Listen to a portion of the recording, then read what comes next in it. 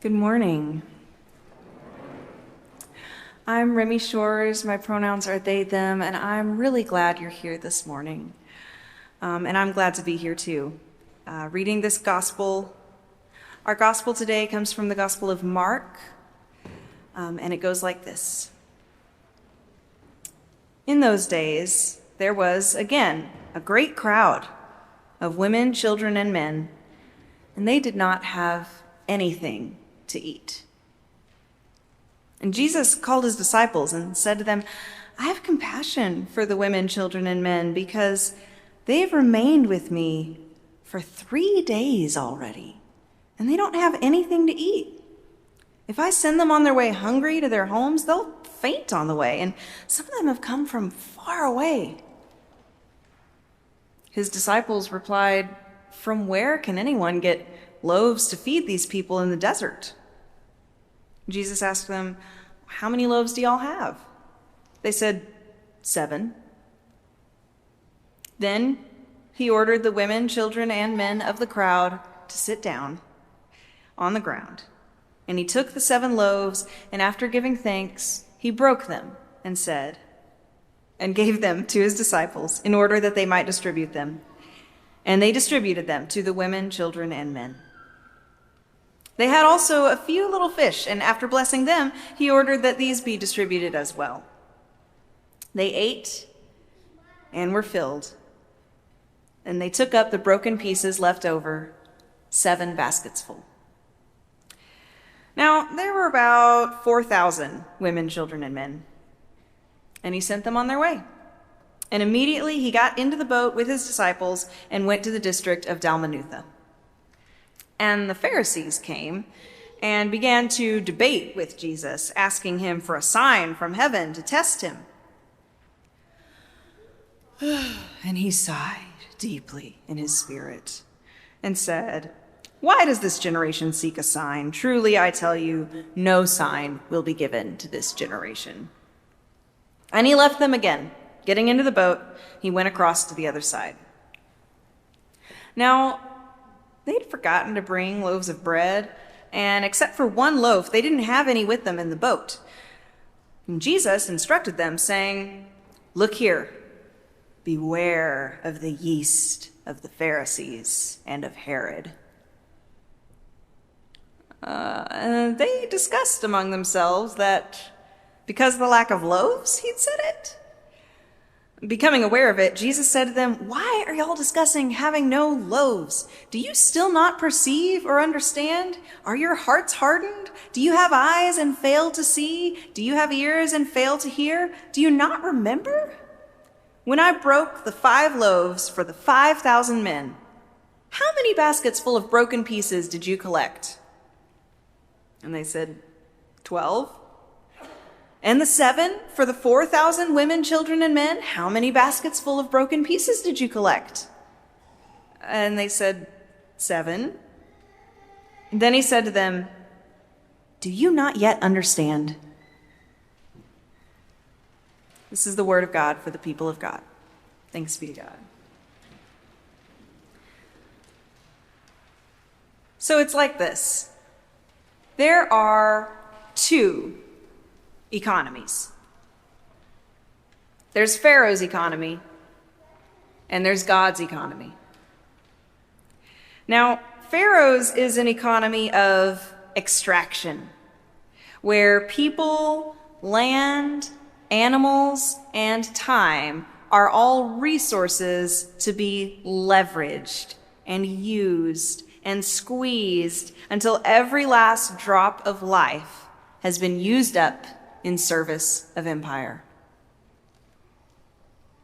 But God's economy is an economy of abundance, an economy of harmony, where people, land, animals, and time live in symbiotic relationship with one another, giving and receiving all that they need, not exploiting or extracting. See, in Pharaoh's economy, you have to put in 7 days of work if you want 7 days of food. But in God's economy, you must only work 6 days for 7 days of food. In fact, you must not work on that seventh day. It is a gift from God for you. In Pharaoh's economy, there is always shortage, always scarcity. In God's economy, there is always enough, and more than enough. And let me tell you a secret. God's economy is the only one that is real. Pharaoh's economy is imagined. Oh, but it is convincing. It will try to trick you, so don't fall for it. Remember, there is always enough and more than enough. There is always enough and more than enough.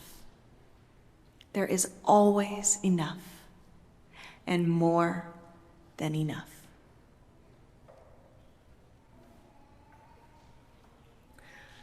But of course, there's no food in the desert. I mean, this is common knowledge. That's why it's a desert. But there are no deserts in God's economy. In the book of Exodus, God miraculously provides the Israelite people with manna every single day of their years of desert wanderings. But they couldn't gather more than they needed for just that day, except on Fridays when they would gather enough to rest the following day. Gathering for 6 days, food for 7. Because God's economy only works if you believe in it. It doesn't work if you're stocking up on the manna, afraid that it won't be here tomorrow. You have to trust that it will be here every day, just like it always has been every day. But believing that can prove quite difficult. The Israelites grew to long for Pharaoh's economy, which had exploited them in ways that they could understand, instead of providing for them in ways that were mysterious. They were only given crumbs by Pharaoh, but they felt they could depend on those crumbs.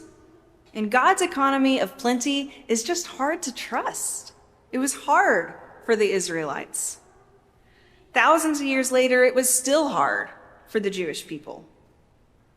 And a couple thousand more years later, it's still hard for us to believe what God promises, that there is always enough and more than enough. The disciples want to know, where can we get loaves to feed people in the desert? It's a valid question because the place they're in is not just an ecological desert where things don't grow. It is also an economic desert, a food desert. We have food deserts today, too. Large areas where there is no healthy food available for purchase. Families living in these food deserts have to choose between feeding their kids the shelf-stable junk food at their local gas station or driving for miles and miles to the nearest grocery store. And they don't have the time or the money to regularly make that kind of trip. They work multiple jobs. They don't have childcare. People living in food deserts have to make impossible choices. Now, I won't spend too much time explaining food deserts because I think most of you know how they work. If you need to know more about food deserts, I'm sure you could stop by forums sometime and just ask around. I bet lots of people have read books about food deserts. But for this sermon, it will suffice to say that food deserts are not accidental. They are intentional. Food deserts, then and now, can exist only because of Pharaoh's fictitious narrative of scarcity. And food deserts serve to perpetuate that same narrative of scarcity. Narratives of scarcity serve those in power by creating conflict among the people who don't have power. If we believe that there is not enough to go around, then we will be fighting one another for the food that there is, and we will be too busy fighting our neighbors to notice who caused the scarcity in the first place. Now, last week, Jared talked a little bit about the scarcity narrative believed by many of the Judeans in Galilee. Do you remember last week Jesus was in Tyre, an urban Gentile region that purchased a lot of the food harvested by Jewish Galileans? Because many of those agricultural workers went hungry, they saw the Tyrians as taking their food, even though in reality the Tyrians were often just as hungry themselves. The scarcity was artificial, created by an overtaxing empire, Rome, in order to keep the people fighting each other instead of their oppressors. So in our story today, which closely follows Jared's story from last week, we're just right in the next chapter. Jesus is on his way back to Galilee from Tyre. He is in the space in between, the food desert that separates the two regions, across which food is transported from Galilean farms to Tyrian tables. Perhaps that is why the disciples asked their question. See, they should know better, because 2 chapters ago, this very same predicament occurred. Lots of people, no food, in a deserted place, and Jesus found a way to miraculously feed them. The disciples were there. They gathered up the leftovers, 12 baskets full. So why do they now ask again, as if Jesus has never solved this problem before? How are we going to feed all these people? But you see, in the last feeding, the recipients were all men, and they were all Jewish. This crowd includes people who, in Pharaoh's economy, are not as valuable. Women and children and Gentiles. The disciples don't want to share God's economy here. They've seen that there was enough and more than enough for people like us, but they weren't sure that the plenty would be sufficient if shared with people like them.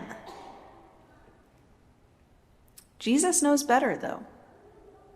Because last week, or last chapter, as you heard from Jared, Jesus had a life-changing encounter with a Syrophoenician theologian who changed the way he thought about everything when she said, "Even the dogs get the crumbs from the children's table."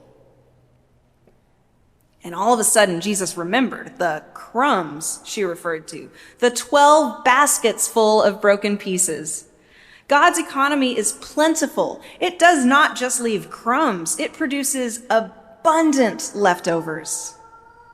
There is always enough and more than enough. There is no need for crumbs, and people are not dogs.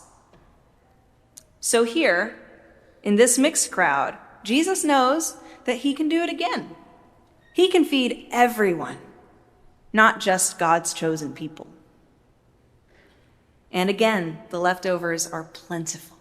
7 baskets full. And don't read 7, that's a little less than 12. That's not the math we're doing. It's 7, the number of completion, instead of 12, the number of Israel. God's goodness is for all, and all is always more inclusive than we thought it was. The trajectory of our ancestors in faith, their testimony in the Bible, shows that God's goodness is always just outside of our limits. We're always running behind, trying to catch up to God's welcome, which is always more love, more welcome, more food, always enough and more than enough. Food deserts are a fiction of Pharaoh's imagination. baskets of leftovers are God's economy of plenty.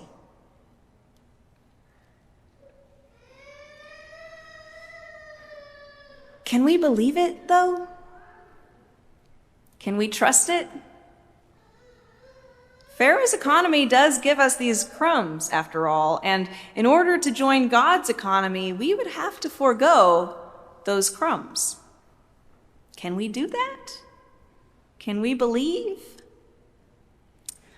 I don't know. It would just be so much easier to believe if there was some kind of proof, a sign, if you will, that this is all for real. The Pharisees are getting crumbs from Rome. They are part of a minoritized religion, and Rome does not let them practice the way they wish, but Rome does let them practice a little bit. Surveilled, restricted, but crumbs. And Jesus is threatening these crumbs with a promise of plenty, sure, but can they believe in that plenty? They want a sign, some kind of proof. They want receipts. And Jesus is so over it. You want a sign? Parting the Red Sea wasn't enough? Manna in the desert? Recurrent miracles of fertility and abundance all throughout the Hebrew Bible. Your scrolls are full of signs, so let's just go ahead and whip them out. Burning bush, talking donkey, liberation from exile. And what about in our own lifetimes? I mean, you were right there when I was baptized, when God descended from heaven and called me to this ministry. I just fed thousands of people with a few little loaves of bread. It was manna in the desert all over again. You want a sign? Look around. He could have said, but he didn't, because he knew what they meant. They wanted a sign on Pharaoh's terms, a sign that Rome would honor, a sign that is legal and actionable, a sign they could touch the way they could touch their agreement with Rome. It sounds like this other economy might be better, but we want to know for sure. We're going to need a guarantee. We want 90 days of manna, first, last, and deposit.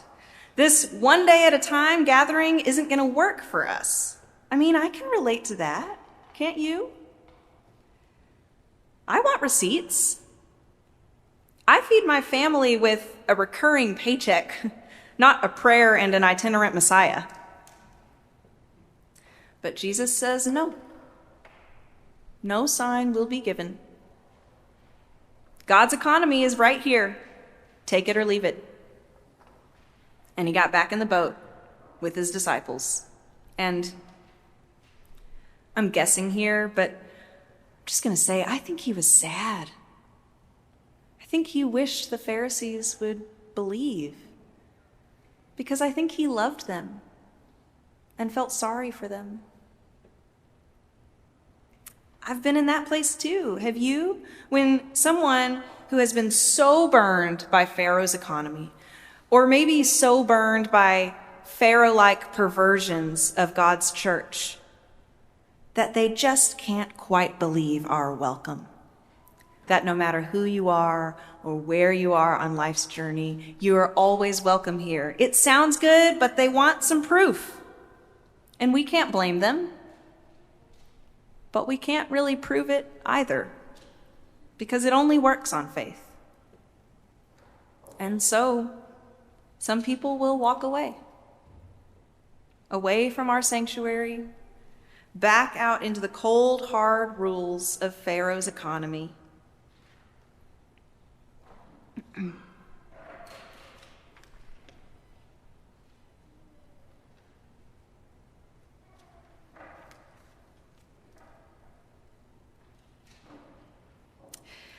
And we can't chase them there. Because as soon as we start trying to prove it on Pharaoh's terms, that's when the whole thing falls apart and we don't have any sanctuary anymore. Jesus shakes his head, grieving. And he knows why it's happening. Pharaoh's economy, it spreads. It's yeasty. And even for a desert people who have depended on God for survival for all the thousands of years of their generational memory, a few crumbs from Pharaoh can burn it all up. Yeast causes infection. And the Pharisees and Herod, primary recipients of Romans' crumbs, they've been infected. And infection spreads. It could infect even the disciples, Jesus worries. And Jewish people, they know how hard it is to get rid of yeast, because every year at Passover, they have to get rid of all the yeast in their houses, and that is a job of work. No one knows better than Jewish people how wary we must be of yeast.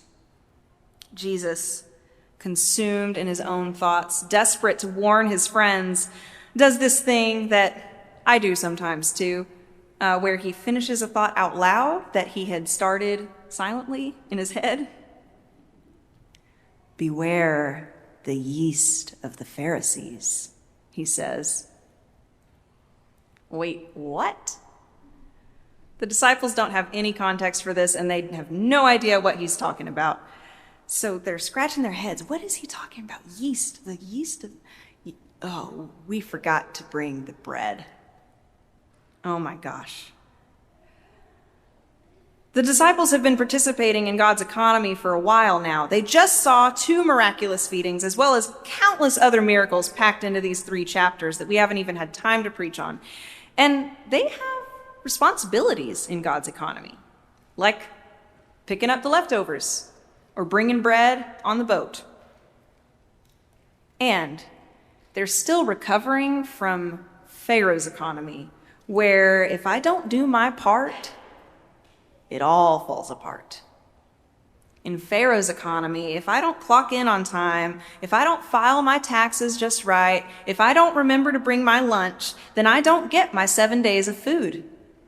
And just like that, one suggestion, not a real suggestion, that's not what Jesus meant, but an imagined suggestion that they might not be perfect. They might have made a mistake. And it all falls away.